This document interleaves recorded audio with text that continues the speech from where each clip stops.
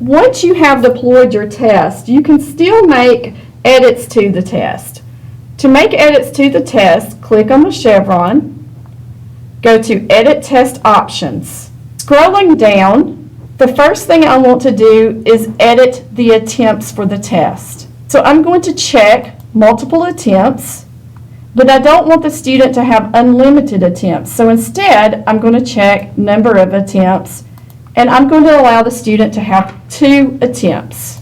Force completion, if I check here, the student will then have to complete the test in one sitting, meaning once they open the test, they have to complete the test. They cannot close out of the test and then come back to the test later. This automatically checks Set Timer, which is at 60 minutes.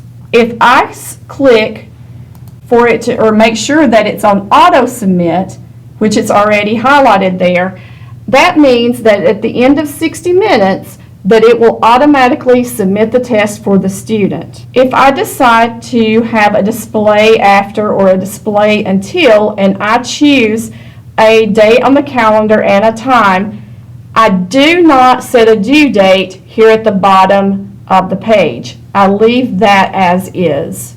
In addition to these settings, you can also set a password for your test just by clicking here in the box and then entering the password into this box. Now that I have made edits to the test, I can click Submit. These edits will now take effect for the Week 1 test. If later I decide that I want to make additional edits, I follow the same steps as clicking on the chevron and going to Edit the Test Options. Now that we have reviewed how to edit the test options, let's discuss how to edit the test. Go to the chevron and then go to Edit the Test. This will bring you to the questions in your test.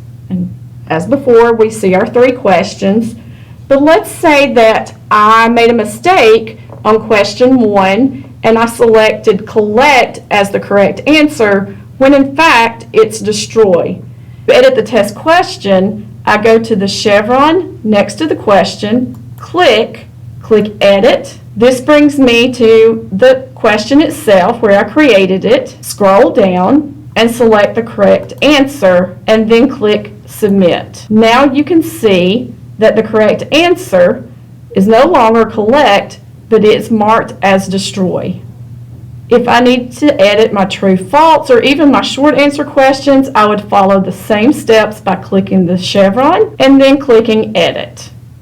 One thing that I would like to point out is the gradebook. So if you scroll down to the Grade Center and you open it up and you go to Full Grade Center, here are all of the graded assignments. So in this gradebook, we created 3 things. We created 2 assignments and we created 1 test. Notice it automatically populates in the gradebook. But because other assignments were created prior to these, the most recent assignments that were created populate at the end of the gradebook. However, you can move these assignments into any particular order you want them in.